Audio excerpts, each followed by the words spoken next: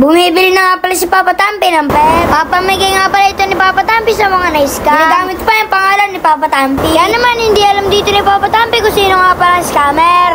Ngayong araw nga pala, sinilip ko yung labas. Sobrang lakas nga pala ng ulan. Panigurado wala na itong pasok. Kaya naman naglaro muna ako. Tampo nga pala naglalaro na rin. Bigla nga pala akong pinigilan ni Papa Tampi. Ang daw muna maglaro ay gumawa muna ng assignment. Kaya naman binigay sa akin ni Papa Tampi yung bag ko. Dito nga pala napasayaw ako bigla. Ang tawag nga pala dito ay Stardy. Dito nga pala kaya ako to ginawa para hindi ako antokin. Dito nga pala yung umupo na si Papa Tampi. Nagsimula na nga rin pala maglaro si Papa Tampi. Ako naman ay nag-aaral. Para nga pala makakapaglaro ako ng Grow Garden ay kailangan ko muna tapusin ang aking homework. Dito nga pala tapos na ako. Kaso nga lang ay pinigilan pa rin ako ni Papa Tampi. Binigay nga pala sa akin ni Papa Tampi yung cellphone. Doon daw ako maglaro. Dito nga pala bigla ako napatawa. Dahil nga pala nakita ko si Tampo na nagbibideo. Ngayon nga pala marunong na siya mag-vlog. Dito nga pala merong masamang balita. Dahil nga pala meron nagsabi kay Papa Tampi na nag-i-scam siya. Bakit nga pala ang pagkakaalam ni Papa Tampi hindi niya yung ginagawa. Dahil dyan ay namigay si Papa Tampi ng red packs. Dahil nga pala kawawa naman yung mga na-scam. Dito nga pala meron nagbigay kay Papa Tampi ng green na pen. Kaya naman sobrang babait nila. Dito nga pala nagtanong si Papa Tampi kung sino na na-scam dito. Kaya naman bibigyan ito ni Papa Tampi. Kaya naman bibigyan ito ni Papa Tampi. Kaya kayo mga Kadon David kung na-scam kayo ay pakicomment sa ibaba. Sabi nga pala ni Papa Tampi, pasensya na daw kung ngayon lang meron siya. Dahil nga pala magagandang pet ay nasa amin daw. Dahil nga pala lagi nagpaparaya si Papa Tampi. Kaya naman love na love namin si Papa Tampi. Dito nga pala nagpailing si Papa Tampi. Kaya naman sisilipin ni Papa Tampi kung totoo yung maraming pangalan. Dito nga pala sinilip na ni Papa Tampi. Dito nga pala sinord ni Papa Tampi ay Tampi Story. Siyempre nga pala hindi lahat yan ay scammer. Dahil nga pala yung iba dito ay umiidolo kay Papa Tampi. Kaya naman mahirapan siya. Dito nga pala ang sunod na sinord siya kay Tampo. Sa pagkakakita nga pala ni Papa Tampi sobrang dami din. Sobrang dami nga pala ng umiidolo kay Tampo. Siyempre nga pala ako ay meron din. Kaso nga lang ay kakaunti lang. Dito nga pala papalitin ni Papa Tampi yung avatar niya. Babalik na nga pala ito ni Papa Tampi sa dati. Katulad nga pala nung kailan nyo siya nakilala. Bali nga pala ito lang na nag-iisa na costume ni Papa Tampi. Para naman matandaan nyo. Siyempre nga pala titignan nyo lagi yung username. Tampi2121. Dito nga pala mag-edit si Papa Tampi ng ipopost. Dito nga pala ang nakalagay dito ay bumibili siya ng pet sa Grow Garden. Mag-ipon nga pala si Papa Tampi. Para nga pala madaming ipapamigay si Papa Tampi sa mga na-scam. Dito nga pala nung ayos na ay meron nakakita. Sana nga pumunta siya sa bahay. Buti na lamang meron pa siyang pet. Dito nga pala pinakita niya na kay Papa Tampi. Dito nga pala pinag-usapan nila yung presyo. Dito nga pala pinakita din ito kay Tampo. Dito nga pala nung umukay na ibinigyan si Tampo ng yun. Dito nga pala kinukumbinsin nila si Tampo para nga pala bumalik kay Jandel. Bumibili nga pala si Papa Tampi ng pet na mura. Kasi nga pala naisipan ni Papa Tampi na magbenta daw siya ng pet na mura. Dito nga pala bago gawin niya ni Papa Tampi tatanungin muna kayo. Dito nga pala kung okay sa inyo ipakisabi na lang ng oo. Dito nga pala biniyaran na ni Papa Tampi. Dito nga pala naghintay si Papa Tampi na ibigay sa kanya. Dito nga pala habang naghintay si Papa Tampi marami siya nakita mga yun. Dito nga pala sobrang laki din ito. Kaya naman nagulat sila Papa Tampi. Dahil nga pala ito yata ang pinakamalaki sa Grow Garden. Dito nga pala kung nagustuhan nyo yung naisip ni Papa Tampi ipaki-heart.